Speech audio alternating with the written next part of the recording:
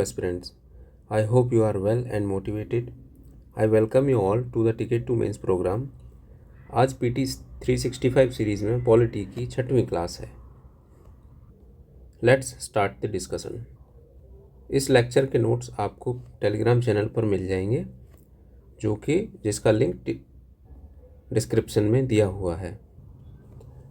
आज का पहला टॉपिक है reservations and affirmative actions. Constitution provides certain provisions for the government to take certain steps for the betterment of socially and economically backward classes of society. So Constitution के article 15 and 16 में, particularly article 15(4) and article 16(4) में socially and economically backward classes के betterment के लिए certain provisions दिए गए हैं. अब क्योंकि article 15 and 16 they are part of right to equality, okay, and right to equality is a fundamental right, but in order to reduce the social inequality which has been continuing from the historical past, Article 15 and Article 16 allow for certain special privileges or certain special provisions for betterment of socially and economically backward classes. So Article 15(4) जो related है, that is related to special provisions regarding reservation in educational institutions, and Article 16(4) is related to reservation in employment, in public employment. There is an upper ceiling of the reservation limit में एक upper ceiling है जो कि 50% set कर रखी है Supreme court ने, which was decided in Indira Sahni judgement. Indira Sahni case में ये डिसाइड हुआ था कि टोटल जो रिजर्वेशन है that should not go beyond, that cannot be go beyond 50% of total seats. Now let's discuss about scheduled castes and scheduled tribes. There are certain constitutional provisions that you should be aware, that you should know that they are important from the perspective of prelims exam. First one is Article 341. इसके अंदर क्या है? Article 341 provides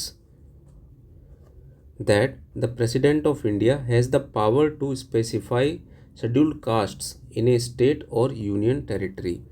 article 341 basically president of India को ये power देता है कि वो चाहें तो शेड्यूल्ड कास्ट की जो लिस्ट है उसको अमेंड कर सकते हैं, उसमें किसी भी शेड्यूल्ड कास्ट का एडिशन कर सकते हैं, किसी भी कास्ट को शेड्यूल्ड कास्ट से डिलीट भी कर सकते हैं.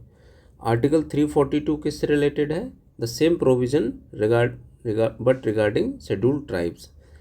अकॉर्डिंग टू आर्टिकल 342 प्रेसिडेंट चाहें तो शेड्यूल्ड ट्राइब की अमेंड कर सकते हैं.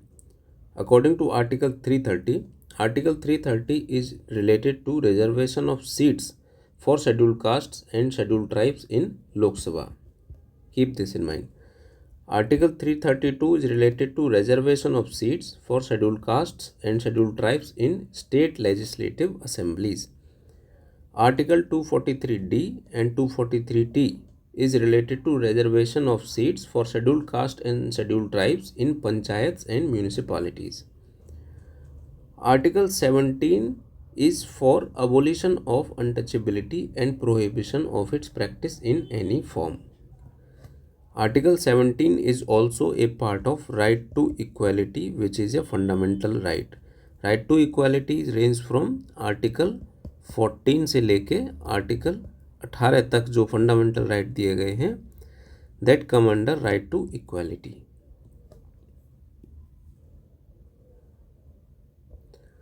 Educational and economic safeguards for scheduled castes and scheduled tribes. As we have discussed, Article 15(4) provides for reservation in education. Okay, it is related to reservation in education. Article 16(4) provides reservation in public employment. Okay. Article 46 is a part of DPSP, means Directive Principles of State Policy. It mandates the government to promote educational and economic interests of scheduled caste and scheduled tribes and other weaker sections. Now, जो EWS reservations regarding recently जो government ने अभी एक provision बनाया है for the economically weaker people, that comes under article 16(4) and उसको implement करने की जो पावर गवर्नमेंट को मिलती है, that mandate comes from article 46 regarding this weaker sections. There are certain administrative safeguards for scheduled castes and scheduled tribes. What are they? Article 338 mandates to establish a national commission for scheduled castes to investigate and monitor issues related to scheduled castes, and Article 338A establishes the National Commission for Scheduled Tribes.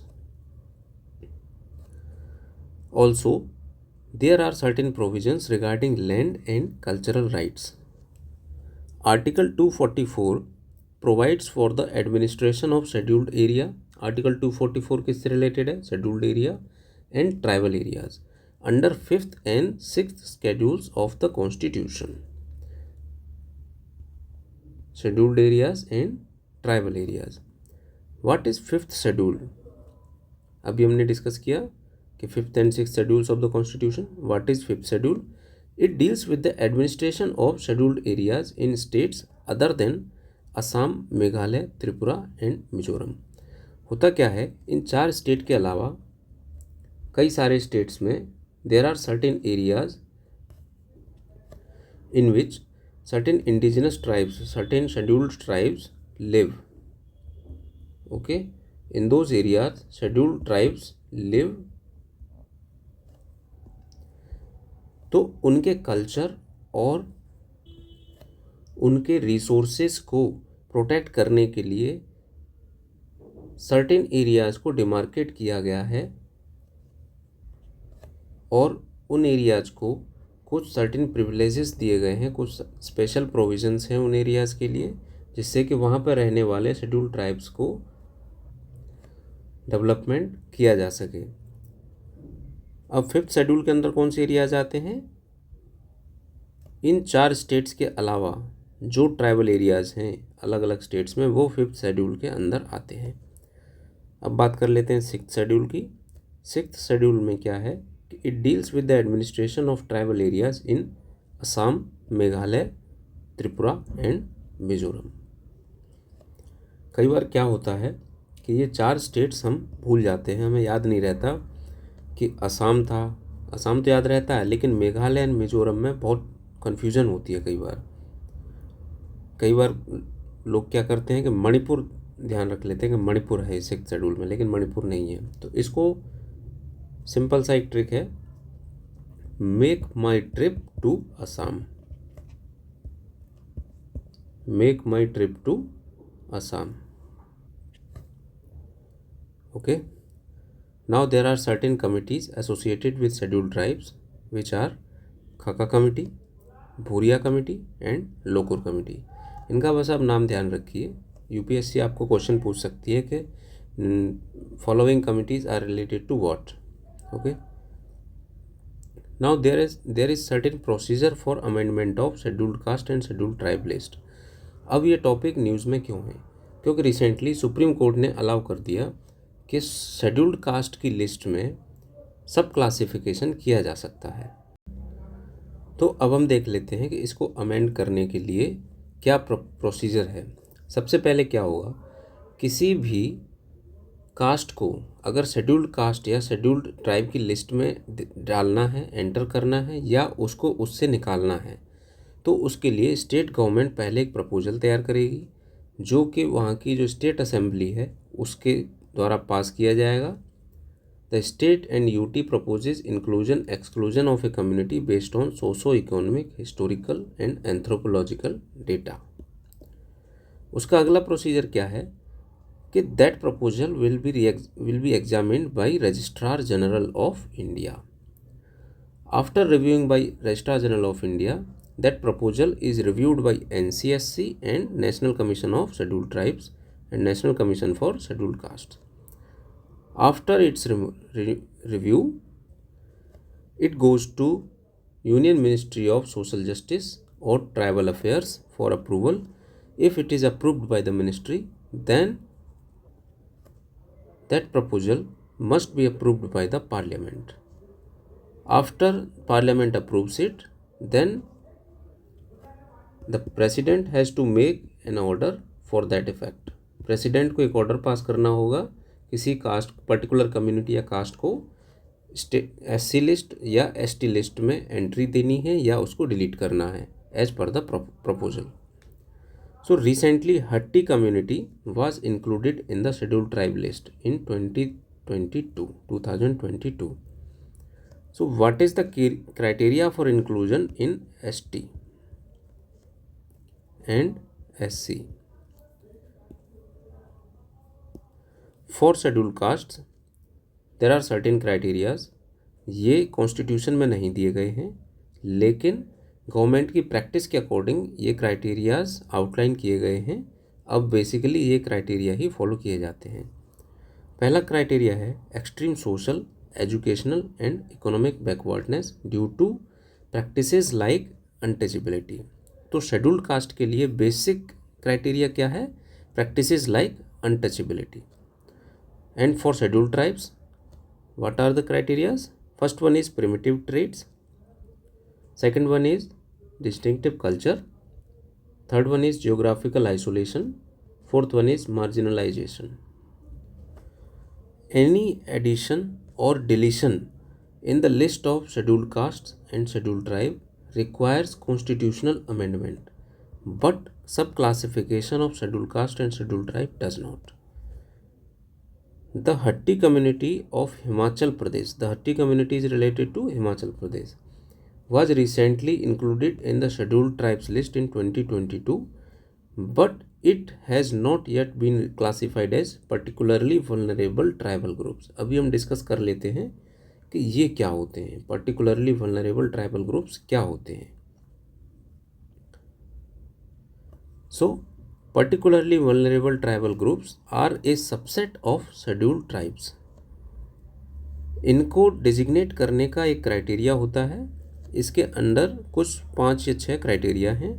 सबसे पहला है pre agricultural level of technology, second one is low literacy rates, third is small और stagnant population, fourth is subsistence level economy, मतलब बस गुजारा करने लायक ही economy चल रही है, fifth one is geographical isolation, and sixth one is backwardness in comparison to other tribal groups.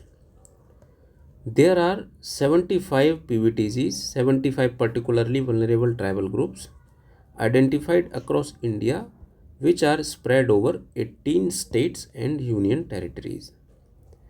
Odisha has the highest number of particularly vulnerable tribal groups, total 13. Orissa में total 13 particularly vulnerable tribal groups हैं. ये basically क्या है? Tribal कबीले हैं जो एक group में रहते हैं. तो ऐसे कबीलों की टोटल संख्या कितनी है? 75, जो शेड्यूल्ड ट्राइब्स जो हैं उनसे भी ज़्यादा बैकवर्ड हैं. अब इससे रिलेटेड एक क्वेश्चन 2019 में पूछा गया था, इसको डिस्कस कर लेते हैं.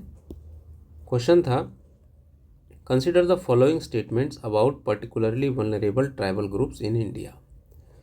तो एक एक स्टेटमेंट को वन बाय वन पढ़ते हैं. First statement is PVTGs reside in 18 states and 1 union territory. अब देखिए ये क्वेश्चन जो है काफ़ी फैक्चुअल है. अगर आपको PVTGs के बारे में कुछ पता है तो आप इस क्वेश्चन को कर पाएंगे. कुछ ना कुछ पता होना चाहिए तभी आप इस क्वेश्चन को कर पाएंगे. अदरवाइज इस तरह के क्वेश्चंस में गैस वर्क करना इज़ वेरी डेंजरस, बिकॉज ये आपको कॉमन सेंस लगाने का कोई स्कोप देता ही नहीं है. देखते हैं स्टेटमेंट्स कितने फैक्चुअल हैं. PVTGs reside in 18 states and 1 union territory. अब आपको अगर कुछ नहीं पता है तो इसमें आप कुछ भी गैस वर्क नहीं कर सकते हैं, क्योंकि ये टोटली फैक्चुअल स्टेट्स है. आपको अगर नहीं पता है कि कितने स्टेट्स में हैं तो आप इसको गलत या सही नहीं मार्क कर सकते. सेकंड स्टेटमेंट है ए स्टैग्नेंट और declining population is one of the criteria for determining PVTG status. अब अगर आपको ये क्राइटेरियाज नहीं पता है तो आप कैसे डिसाइड करोगे कि ये क्राइटेरिया है या नहीं, ठीक है। तो इस टाइप के क्वेश्चंस जो होते हैं विच आर वेरी फैक्चुअल, वहाँ पे गैस वर्क करने से बचना है, ठीक है। तो फर्स्ट स्टेटमेंट क्या ये करेक्ट है? Yes, first statement is correct, क्योंकि अभी हमने देखा कि 18 स्टेट्स में है and 1 union territory. Is stagnant और डिक्लाइनिंग पॉपुलेशन, क्या ये सही है? या स्मॉल और stagnant population, yes, this statement is also correct. There are 92 PVTCs officially notified in the country so far. अब देखिए, ये क्वेश्चन जितना ज़्यादा फैक्चुअल है ना, अगर आपको कुछ भी नहीं पता है तो आपके लिए क्वेश्चन बहुत टफ है, लेकिन अगर आपको कोई एक दो भी फैक्ट पता होता है तो ये क्वेश्चन आपके लिए बहुत ईजी हो जाता है। अगर जिस किसी को भी ये पता होगा कि there are total 75 particularly vulnerable tribal groups, not 92, तो वो इजीली आइडेंटिफाई कर पाएगा कि ये स्टेटमेंट रॉन्ग है, स्टेटमेंट 3 इज़ रॉन्ग। इसके बेसिस पर आप इजीली एलिमिनेट कर सकते हैं। जैसे ऑप्शन ए, सॉरी ये इधर लिख दिया है, ऑप्शन ए में 3 है तो ऑप्शन ए एलिमिनेट हो जाएगा, ऑप्शन बी एलिमिनेट हो जाएगा, ऑप्शन डी एलिमिनेट हो जाएगा, remaining answer is option C. तो इस तरह के क्वेश्चन जितने ज़्यादा टफ होते हैं उतने ही ज़्यादा ईजी भी होते हैं, बशर्ते आपको कुछ ना कुछ उसके बारे में आता हो। अब फोर्थ स्टेटमेंट देखिए, Irular and Kondareddi tribes are included in list of PVTC। अब हमें अगर ये नहीं भी पता हो, सिर्फ इस स्टेटमेंट के बेसिस पर हम ये क्वेश्चन इजीली सॉल्व कर सकते थे, but one condition is there that you have to know something about it, you have to know something about the topic. Okay, so the right answer is option C. Next topic is uniform civil code. आजकल ये बहुत चर्चा में है, तो ये prelims के लिए काफ़ी इंपॉर्टेंट टॉपिक हो जाता है। चलिए इसको देख लेते हैं। What is uniform civil code? It is a unitary system of personal laws applicable to all irrespective of religion. It is related to matters including marriage, divorce, maintenance, inheritance, adoption and succession of property.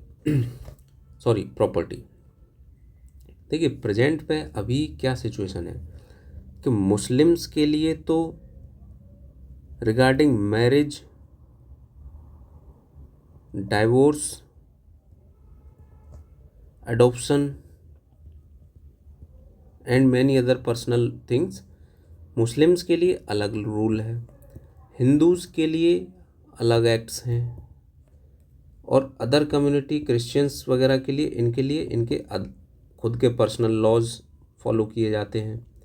तो इससे क्या होता है कि एक uniformity create नहीं हो पाती है कंट्री के अंदर, लॉ में एक यूनिफॉर्मिटी क्रिएट नहीं हो पाती, जिससे अननेसेसरी कन्फ्यूजन क्रिएट होता है और ये कंट्री के इंटेग्रिटी के लिए भी थ्रेटनिंग है, क्योंकि इससे सोशल डिवीज़न क्रिएट होता है, सोशल पोलराइजेशन क्रिएट होता है। Because political parties try to capitalize the social fear of hatred against each other, कि कोई कहेगा कि ये आपके अधिकार छीन लेंगे, या ये आपके धार्मिक कानूनों के साथ छेड़छाड़ करेंगे, all that.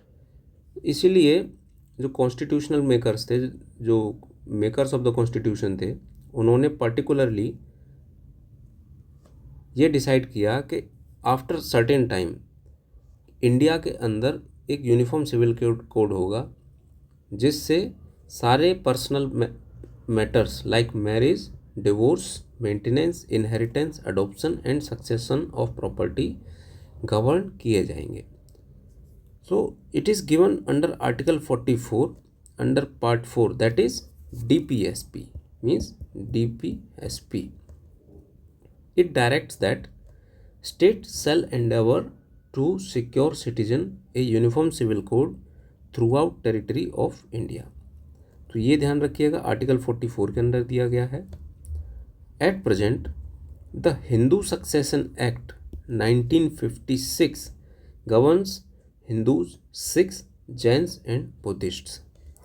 Muslim personal law governs Muslims, and Indian Succession Act 1925 applies to Christians, Parsis and Jews regarding these private matters, these personal matters. So क्या इंडिया में कहीं यूनिफॉर्म सिविल कोड अब तक लागू नहीं किया गया? इतना टाइम हो गया। Yes there is. In Goa a form of common civil code is in practice under Portuguese civil code of 1867। ये ट्रू सेंस में यूनिफॉर्म सिविल कोड नहीं है, लेकिन उसकी काफ़ी हद तक उसी के जैसा है। रिसेंटली उत्तराखंड ने यूनिफॉर्म सिविल कोड को इम्प्लीमेंट किया है फुल फॉर्म में। तो ये ध्यान रखिएगा, यूपीएससी हो सकता है आपसे क्वेश्चन पूछ दे कि which of the following state has implemented uniform civil code? That is Uttarakhand. What is the significance of uniform civil code? It promotes gender justice, it promotes secularism, it promotes national integration, it promotes simplification of laws. अब ये मैं क्यों बता रहा हूँ, ये बहुत ही basic चीज़ें हैं। अब क्या है कि यूपीएससी को एक आदत सी है कि बहुत ही सिंपल स्टेटमेंट्स पे कभी कभी क्वेश्चन बना देते हैं। जैसे 2018 में जीएसटी के ऊपर क्वेश्चन आया था। उसमें क्वेश्चन क्या था कि जीएसटी के लागू होने से इंडिया को क्या फ़ायदा होगा? फॉरेक्स बहुत तेज़ी से बढ़ जाएंगे, हमारा ट्रेड डेफिसिट बहुत कम हो जाएगा, लोकल गवर्नमेंट्स बहुत अच्छे से चलने लगेंगी, इंडिया का टैक्स सिस्टम स्ट्रीमलाइन हो जाएगा। इस तरीके के ऑप्शंस थे। अब ये बहुत ही सिंपल चीज़ें हैं, ठीक है। तो इस तरीके की अवेयरनेस अगर होती है तो इस तरीके के क्वेश्चंस को सॉल्व करना काफ़ी इजी हो जाता है।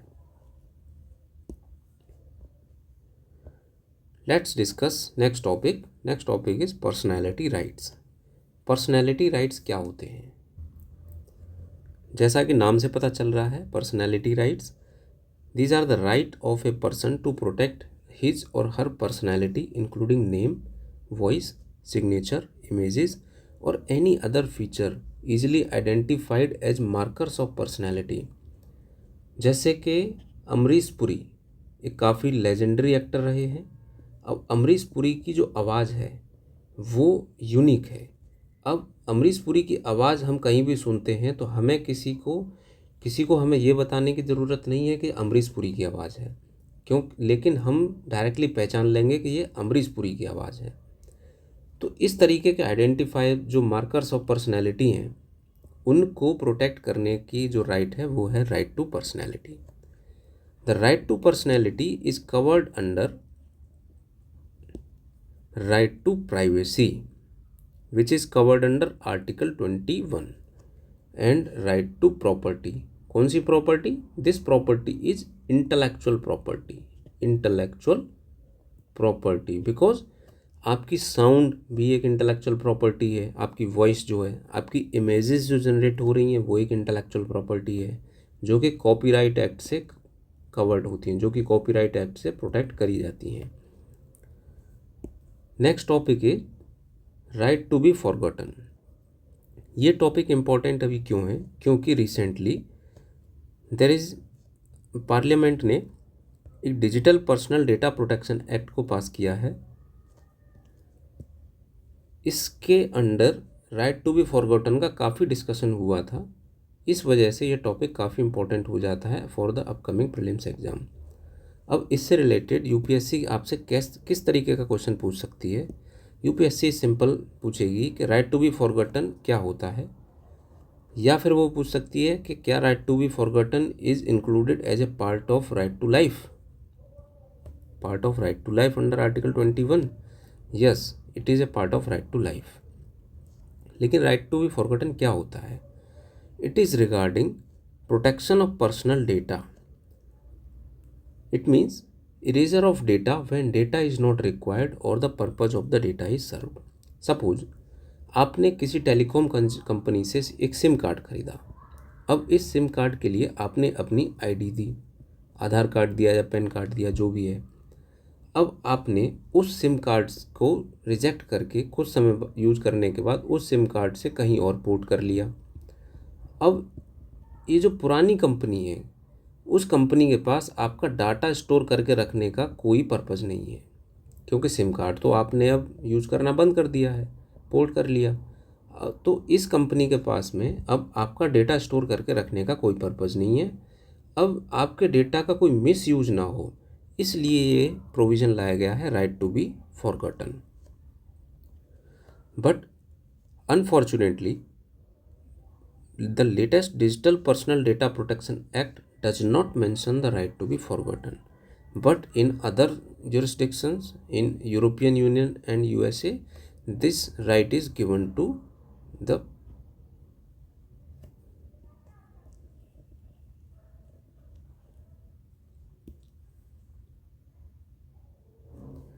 but remember one thing, in K.S. Puttaswamy case, Supreme Court recognized right to be forgotten as part of right to life under Article 21.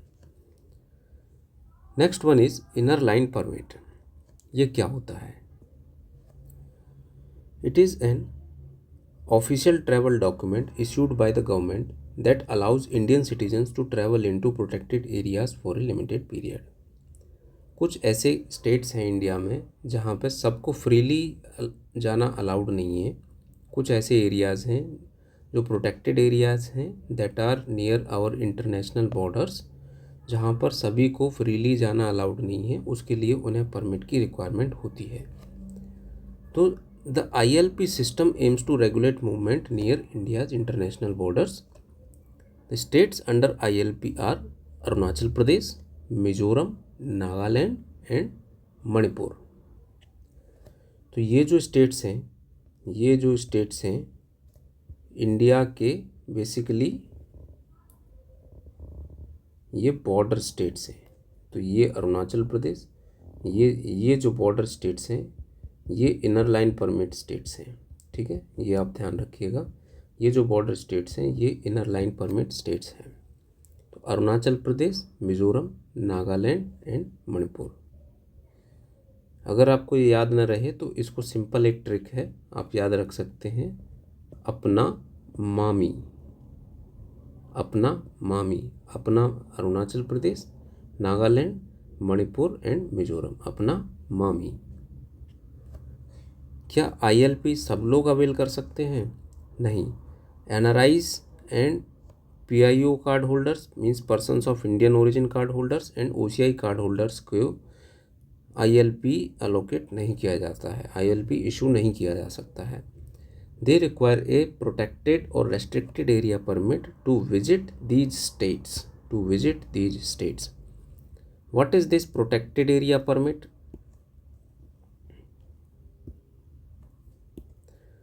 Under foreigners Protected Areas Order 1958, all areas falling between inner line and international border of state have been declared as a protected area. Okay, मान लीजिए ये inner line है और ये international border है, तो इसके बीच का जो भी एरिया है ये प्रोटेक्टेड एरिया डिजिग्नेट किया गया है। Currently protected areas are located in following states: whole of Arunachal Pradesh, parts of Himachal Pradesh, Jammu Kashmir, Rajasthan, Uttarakhand, whole of Sikkim, partly in protected area and partly in restricted area. तो बेसिकली है क्या, ये सारे बॉर्डर स्टेट्स हैं, ये किसी न किसी कंट्री के साथ बॉर्डर शेयर करते हैं। So every foreigner except a citizen of Bhutan, very important, every foreigner except a citizen of Bhutan who desires to enter and stay in a protected और restricted area is required to obtain a special permit from a competent authority. Next topic is finance commission. ये बहुत ही important topic है, ये लगभग हर 1-2 साल बाद इससे related कोई ना कोई क्वेश्चन पूछा जाता है। So finance commission is a constitutional body which is given under article 28 of the constitution. It is constituted every 5 years by the president. It has one chairman and 4 other members. And qualification of these members are: for chairman only one qualification is given in public affairs, he should have experience in public affairs. For other members, qualification is every member should have, or one member should have expertise in public affairs, one member should be related to economics, one member should have the expertise in government finance, in managing government finance, and one member must have the qualification in expertise in financial administration. These qualifications are not given in the constitution, are not given in the constitution, but these are given in the Finance Commission Act, which was passed in 1951. Finance commission act में ये सब qualifications दिए गए हैं, लेकिन ये qualifications constitution में नहीं है. So what is the tenure of the Finance Commission? Who determines? The tenure of the Finance Commission is determined by the President, which is typically 5 years, and the Finance Commission members are eligible for reappointment. The qualification for chairman and members are not specified in the Constitution. The Commission recommends on. Commission किसके regarding recommendation देता है? The recommendations are for tax distribution between the union and states, the principles for grants in aid, the measures to increase consolidated fund of state.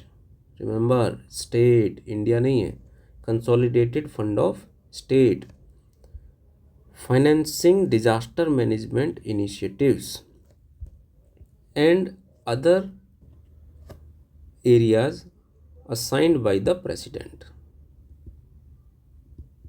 Okay, अब 15th finance commission को थोड़ा discuss कर लेते हैं, क्योंकि इसकी रिकमेंडेशंस काफ़ी important हैं for the upcoming prelims exam.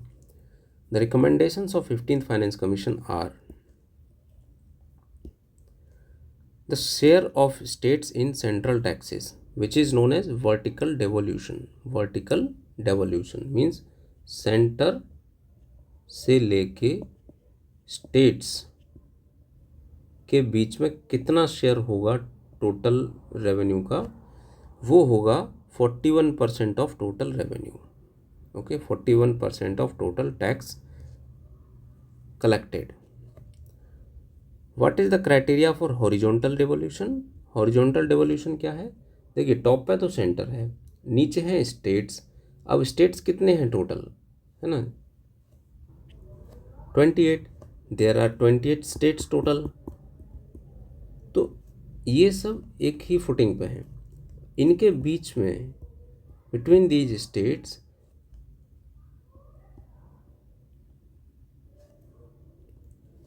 जो ये शेयर ऑफ टैक्सेस है, जो 41% है, ये किस तरीके से डिस्ट्रीब्यूट होगा, इसको बोलते हैं हॉरिजॉन्टल डेवोल्यूशन.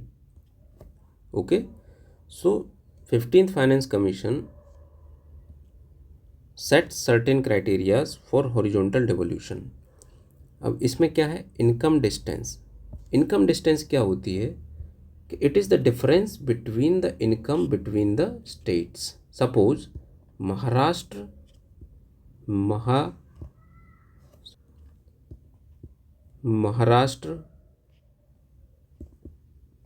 की टोटल जीडीपी है मान लीजिए 100 करोड़, लेकिन बिहार की टोटल जीडीपी है मान लीजिए 10 करोड़. तो इनके बीच का जो इनकम डिस्टेंस है कितना है? 90 करोड़. तो ये जो है ये इनकम डिस्टेंस है. तो पहला क्राइटेरिया क्या है, किस बेसिस पर ये टैक्सेस जो है हॉरिजॉन्टली डिस्ट्रीब्यूट होंगे? पहला क्राइटेरिया है income distance, which percentage is 45%. Second is area, population, demographic performance means population को कंट्रोल करने में और पॉपुलेशन के सोशल डेवलपमेंट में स्टेट ने कितना परफॉर्म किया है. Forest and ecology, tax and fiscal efforts. अब ये जो टेबल यहाँ पे दी गई है, ये that is ranking from higher to lower. तो इस ऑर्डर में इनको याद रखिएगा. अगर ये याद ना हो तो इनकी एक सिंपल सी ट्रिक है. In a PDF text was given. In a PDF, tax was given. Okay. In for income, A for area, P for population, D for demography, F for forest, and tax for tax. Okay. 15th finance commission also recommended to review of FRBM act. अब FRBM act अभी हम discuss करेंगे।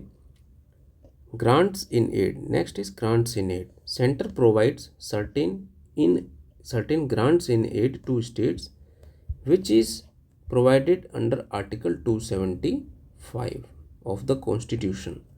तो ये basically grants in add क्या है, ये finance commission recommend नहीं करता है।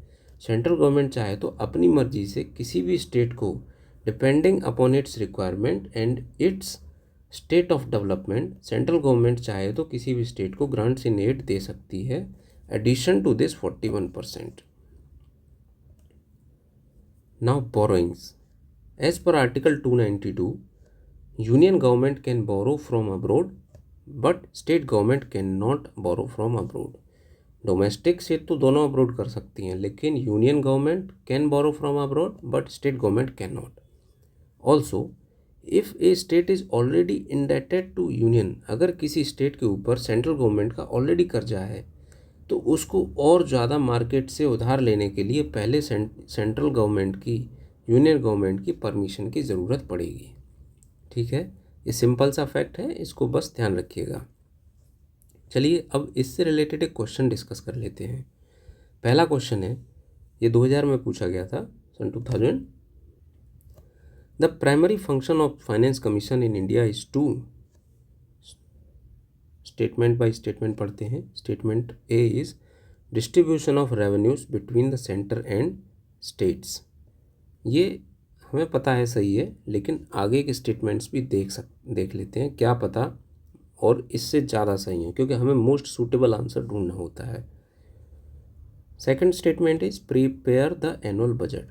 फाइनेंस कमीशन ये काम नहीं करता है, तो ये स्टेटमेंट रॉन्ग हो जाएगा। Statement C is advise the president on financial matters. ये भी फाइनेंस कमीशन का काम नहीं है, तो ये स्टेटमेंट भी रॉन्ग हो जाएगा। भले ही ये सही लग रहा होगा, लेकिन ये फाइनेंस कमीशन का काम नहीं है। Statement D is allocate funds to various ministries of the union and state governments. देखिए, फाइनेंस कमीशन ज़रूर ये डिसाइड करता है कि फ़ंड्स को कैसे अलोकेट किया जाए, लेकिन ये डिसाइड नहीं करता है कि मिनिस्ट्रीज़ को कितना फ़ंड दिया जाएगा, कौन सी मिनिस्ट्री को कितना फ़ंड दिया जाएगा, ये फाइनेंस कमीशन डिसाइड नहीं करता है। तो ये स्टेटमेंट भी गलत हो जाएगा। The remaining option is option A. Option A is correct here. एक और क्वेश्चन डिस्कस कर लेते हैं, 2011 में पूछा गया है। With reference to the finance commission of India, which of the following statement is correct? Statement A is it encourages the inflow of foreign capital for infrastructure development। क्या फाइनेंस कमीशन फॉरेन कैपिटल को attract करने के लिए encourage करता है? नहीं, ये इसका काम है ही नहीं। ठीक है, तो ये स्टेटमेंट गलत हो जाएगा, क्योंकि इसका तो काम सिंपली क्या है, to suggest the distribution of revenue between the centre and states. तो option A is wrong. Option B, it facilitates the proper distribution of finances among the public sector undertakings। Public sector undertakings? No, between the state and the union, but not among the public sector undertakings। तो ये statement भी गलत हो जाएगा। Option C, it ensures transparency in financial administration. क्या ये इसका काम है? नहीं, ये काम तो गवर्नमेंट का है, ये काम तो CAG का है। ठीक है, तो ये स्टेटमेंट भी गलत हो जाएगा। अब बचा कौन सा? स्टेटमेंट डी, यही सही होगा। None of the statements A, B and C given above is correct in this context. तो बेसिक बात मैं पहले भी बता चुका हूँ, आपको जो ध्यान रखनी वो ये है कि you have to find out the wrong statements. Okay, you will eventually reach to the right answer. Now let us discuss FRBM act. FRBM act को 2003 में पास किया गया था। इसके क्या ऑब्जेक्टिव थे, ये किस लिए लाया गया था? To reduce the physical deficit, to control public debt, to improve micro economic stability, to improve transparency in physical management. Okay, in 2018 the FRBM act was amended based on the recommendations of N.K. Singh committee। अब इस committee के क्या recommendations थे? to set a new target of fiscal deficit at 3% of GDP by 2020, which was relaxed due to COVID-19. Okay, तो target N K Singh ने क्या दिया था, एनके सिंह कमेटी ने क्या दिया था कि फिस्कल डेफिसिट को कहाँ तक लेके आना है, 3% ऑफ GDP तक बाई 2020, लेकिन ये बाद में इसको एक्सटेंड किया गया. This committee introduced debt to GDP ratio targets. Total debt to GDP ratio target should not be higher than 60%. अब ये 60% का ब्रेकेज क्या है कि इसमें 40% तो होना चाहिए सेंट्रल गवर्नमेंट का और 20% होना चाहिए स्टेट्स का. It allowed for some escape clauses, which means deviation from the targets in cases of war, calamities और स्ट्रक्चरल रिफॉर्म्स. अब इसको थोड़ा डिटेल में देख लेते हैं. एस्केप क्लॉज है क्या? The escape clause is a provision to violate borrowing limit. क्या है? बोरोइंग लिमिट से बोरोइंग ज़्यादा करती है गवर्नमेंट तो उससे क्या होता है, हमारा फिस्कल डेफिसिट बढ़ता है ओबियसली. अब एनके सिंह कमेटी ने क्या टारगेट सेट किया था कि फिस्कल डेफिसिट कितना होना चाहिए, 3% ऑफ GDP. अब अगर गवर्नमेंट की ये नेसेसिटी बन जाए कि बोरो करना ही करना है, जैसे कोविड-19 के टाइम पे हुआ था, तब गवर्नमेंट क्या करेगी? तब उस केस में कुछ एस्केप क्लॉज लाए गए, जिस सिचुएशन में, जिस कंडीशन में गवर्नमेंट चाहे तो इन टारगेट्स को ब्रीच कर सकती है. इन टारगेट्स को फॉलो नहीं भी करे तो भी कोई दिक्कत नहीं है. अब ये एस्केप क्लॉज की कुछ क्राइटेरिया हैं. The government can overcross the targets in the following situations: national security or act of war, national calamity, if agricultural output and farm incomes collapse. अगर कुछ अकाल वगैरह टाइप का हो जाता है तब उस केस में भी गवर्नमेंट चाहे तो अपना फिस्कल डेफिसिट बढ़ा सकती है. Fall in real output and GDP growth rate beyond certain percentage, structural reforms in the economy with unanticipated fiscal implications. Structural reforms like जो LPG रिफॉर्म्स हुए थे वो उस तरीके के रिफॉर्म्स अगर फिर से आते हैं जिनका अभी हमें इफ़ेक्ट्स पता नहीं होंगे कि क्या आएंगे, उस केस में भी गवर्नमेंट चाहे तो फिस्कल डेफिसिट टारगेट को, ये जो 3% है, इसको ब्रीच कर सकती है. कितने से ब्रीच कर सकती है, कितने से क्रॉस ओवर कर सकती है? By 0.5%. Means the fiscal target can go up to 3.5%. Okay, I suggest you read the FRBM act in detail from your static books. I have discussed here only the important things regarding the FRBM Act from the perspective of prelims exam. Now, during the above trigger conditions, the government may exceed the fiscal target by 0.5% of GDP as recommended by NK Singh's FRBM Review Committee. The state government may also do the same. They can also breach their GSDP target by 0.5%. Okay, let's move further. अब यहाँ पर हम एक question discuss कर लेते हैं. FRBM act से related एक क्वेश्चन 2018 में पूछा गया था. स्टेटमेंट स्टेप बाय स्टेप पढ़ते हैं. अब देखिए, ये क्वेश्चन काफ़ी टफ लग रहा होगा at the first instance. Tough वाकई में है भी, लेकिन ये क्वेश्चन उतना ही सिंपल है. हमें थोड़ा सावधानी से काम करना है. तो FRBM एक्ट के बारे में आपको पता है, ठीक है, अभी हमने डिस्कस किया. तो पहला स्टेटमेंट है, the FRBM review committee report has recommended a debt to GDP ratio of 60% for the general government by 2023, comprising 40% of the central government and 20% for the state governments. So is this statement correct? क्या statement सही है? हाँ, हमने अभी discuss किया. देखिए यहाँ पे कि debt to GDP ratio target कितना है टोटल, 60%. ठीक है. अब ये यहाँ पे मैं मेंशन करना भूल गया, इसकी डेडलाइन क्या थी? 2023. ओके, इसकी डेडलाइन थी 2023 तो ये statement 1 is correct, statement 1 is correct. अब देखते हैं कि स्टेटमेंट 1 इज़ करेक्ट, तो इसके बेसिस पर क्या हम कोई ऑप्शन एलिमिनेट कर पा रहे हैं? Option B is eliminated here. Okay, now let's read statement 2। The central government has no domestic liabilities. Sorry, the central government has domestic liabilities of 21% of GDP as compared to that of 49% of GDP of state governments. अब देखिए, ये बड़ा factual type का statement है। ज़रूरी नहीं है कि आपको ये सही सही पता भी हो। In the exam hall most of the chances are कि आपको नहीं पता होगा, और इस टाइप का स्टेटमेंट देख के यू विल बी ओवरवेल्म्ड कि अब मैं क्या करूं, ये तो मुझे नहीं आता है, बड़ा ही बेसिक है, बड़ा ही फैक्चुअल है। तो इसको हम साइड में करते हैं। थर्ड स्टेटमेंट पढ़ते हैं। As per the constitution of India it is mandatory for state to take central government's consent for raising any loan if the former owes any outstanding liabilities to the letter.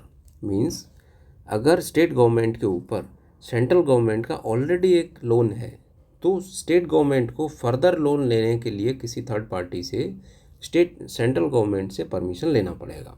State government को किसी और party से loan लेने के लिए central government से permission लेना पड़ेगा। क्या ये स्टेटमेंट सही है? हाँ, अभी हमने डिस्कस किया कि ये स्टेटमेंट सही है। अब स्टेटमेंट 1 and 3 आर करेक्ट। अब सेकंड का हमें पता नहीं, सेकंड स्टेटमेंट इज़ रॉन्ग और not, we don't know. Statement 1 and 3 के बेसिस पर हम देखते हैं क्या हमें कोई आंसर मिल रहा है। अब देखिए, सिंस statement 1 and 3 are correct, then option A is eliminated. अब बचा कौन सा? Option C and D. Now you are with 2 statements. अब अगर आपको नहीं पता है स्टेटमेंट 2 इज रॉन्ग और not, then you can take एक 50-50 चांस, और I suggest you that you must take these 50-50 chance, because ये क्वेश्चन इतना फैक्चुअल नहीं है कि आप कोई भी स्टेटमेंट एलिमिनेट नहीं कर पा रहे हैं। ये दो तो आपको सर्टेनली पता ही है कि ये सही है, तो इस केस में आपको 50-50 चांस लेना ही लेना चाहिए। अगर मैं आपकी जगह होता तो मैं अपने इंस्टिंक्ट्स के साथ जाता कि इस टाइप का फैक्चुअल क्वेश्चन नॉर्मली ये ठीक नहीं होते हैं, नॉर्मली ये स्टेटमेंट्स इतने ठीक नहीं हैं। और आप एक कॉमन सेंस दे के देखिए कि देखिए FRBM एक्ट के अंदर क्या लिखा हुआ है, that is expected from an aspirant that he should know, he or she should know ही। ठीक है, ये एक्सपेक्ट किया जाता है कि एस्पिरेंट को पता होना चाहिए। लेकिन स्टेट गवर्नमेंट्स का डेट टू GDP रेशियो कितना है, डोमेस्टिक लाइबिलिटीज़ कितनी है, अब इतना सारा डेटा तो याद रखना एक्सपेक्टेड नहीं है ना। तो यहाँ पे एक अज्यूम करके चल लेते हैं कि ये statement the aspirant is not expected to know each and everything, so this statement may be wrong, this statement may be wrong. So right answer should be answer C, और राइट आंसर यही है भी। Okay, तो इस तरीके से आप question paper में क्वेश्चंस को अप्रोच कर सकते हैं, सॉल्व भी कर सकते हैं, और इस तरीके से आप गैस वर्क कर सकते हैं, जो कि बहुत ज़रूरी है। So that is all for today. Thank you aspirants, thank you friends.